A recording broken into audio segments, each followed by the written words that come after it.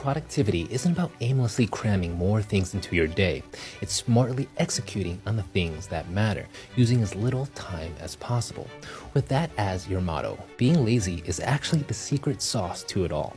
Because despite being an ER doctor with 3 Ivy League degrees, Harvard for undergrad, Yale for medical school, and Harvard again for residency, I'm actually incredibly lazy. That's right.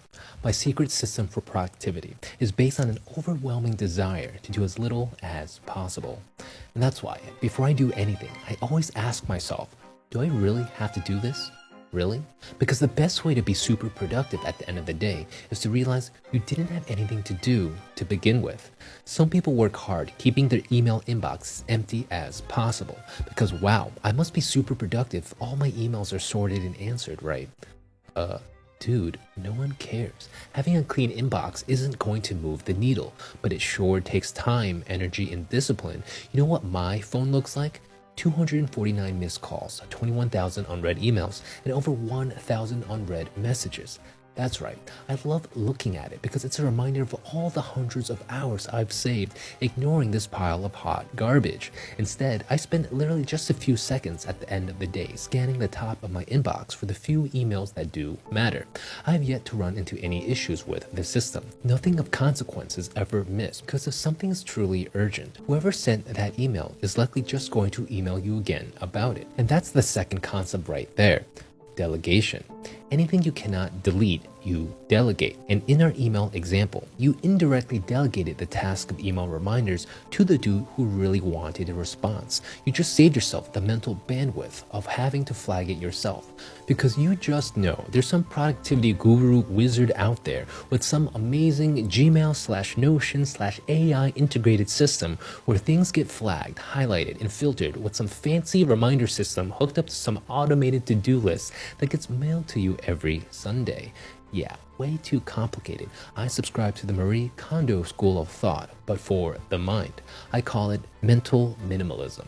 I'm ruthless with my intention and my time. If this thing, task, process, or action does not move my progress forward in a considerable way, I don't even bother. But what if you can't delete it or delegate it? I then unhappily schedule it. But when I schedule it is something entirely in my control.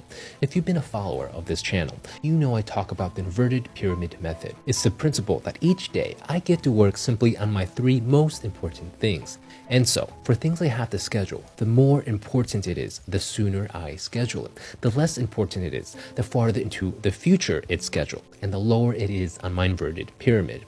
Who knows, if I schedule it far enough into the future, there's a high possibility that by the time I do get to it, it won't even matter anymore. Productivity by obsolescence is the literal best way to be productively lazy. With that schedule now set, all you have to do is simply start the day with your most important task. I spend my morning on my most important task, my afternoon on my second most important task, and my evening on my third. At the end of the day, after these 3 things, I reserve a tiny bit of time for mindless task completion, the exact stuff we were talking about, the things I couldn't get rid of nor delegate. These tasks are last because I obviously want to spend as little time and brain power on this stuff as possible, because soon it'll already be bedtime. And shucks, I'll have to start my bedtime routine and eat my daily nighttime bowl of ice cream in bed. Guess these stupid mindless tasks will have to get moved to another day. Oh well. Because I'm extra lazy, I don't even complete my most important tasks. I intentionally do what I call a 20% job. This is based on the fact that 80% of outcomes come from just 20% of your efforts. Put in another way, why would I ever do 100% of a job when I know doing 20% is more than good enough to get me 80% of the way there? Thus, I'm extremely motivated to figure out what that magical 20% is. In fact, I'm so motivated, only about 1/3 of my brain is actually dedicated to the task itself. 2/3 of my processing power is actually in what I call meta-awareness analysis mode. In this mode, I take a step back and think, is what I'm doing right now actually moving the needle, or does it just feel good, useless, busy work? If I have a hunch that what I'm doing isn't the important 20%, I immediately stop and refocus on what really matters. The amazing thing is, when you get into the habit of doing just a 20% job and practice getting good at knowing where that magical 20% exists, you actually finish way more efficiently than the average dude. Suddenly, you'll have a lot of extra time on your hands, and with it, you can happily go back to hiding in your man cave blanket fort. Or if you really want to go the extra mile, you can repeat the exercise to figure out where the next 20% is to capture another 80% of the remaining portion of the pie. 80% of the remaining 20% slice is another 16% of the total pie, which means with 2 rounds of 20% work, you've successfully captured 96% of the entire pie. No matter how you slice it, the 20% rule completely takes away the pressure to be perfect. Just knowing you have to hit 20% of something suddenly makes almost anything a lot more manageable. But I understand, seeking perfection can be hard to ignore, especially if you already own 96% of that pie, giving you now a whopping command of 99.2%. I mean, why not? Especially when you have time to burn and the rest of your calendar completely free. This is your most important thing after all, and so naturally, you want to give it your all. That's why, when possible, I combat this line of thinking by intentionally screwing myself over.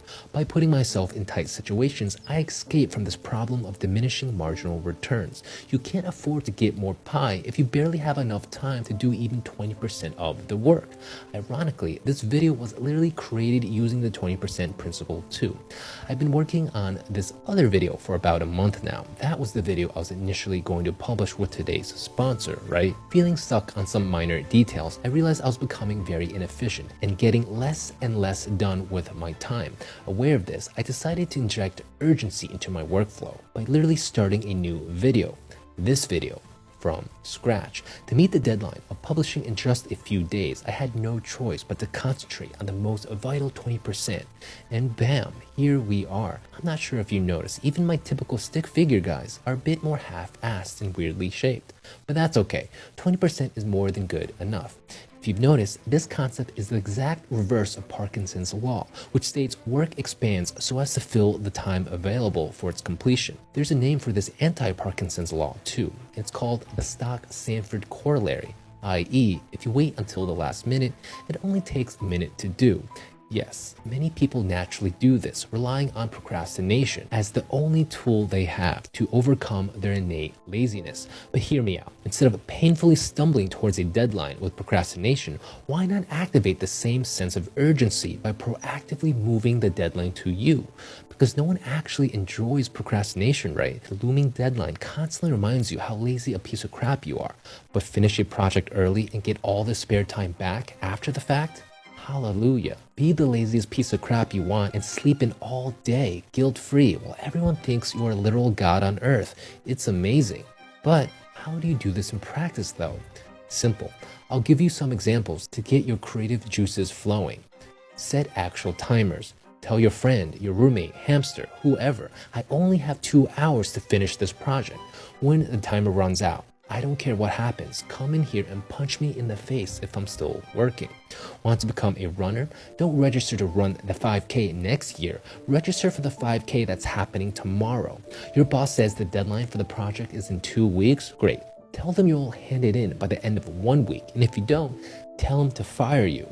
You've been wanting to read that book, collecting dust over there, but you've realized you're illiterate? Fear not. Figure out how to read by next Monday and reward yourself with a new car.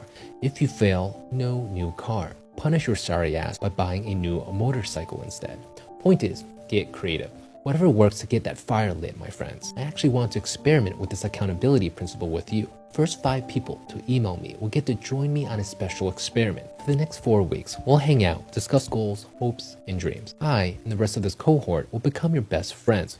We'll call it the Spoon-Fed crew. We'll get on weekly calls, stay connected on Discord, build productivity habits, and help each other stick to our goals each and every day. At any rate, I hope this video was helpful.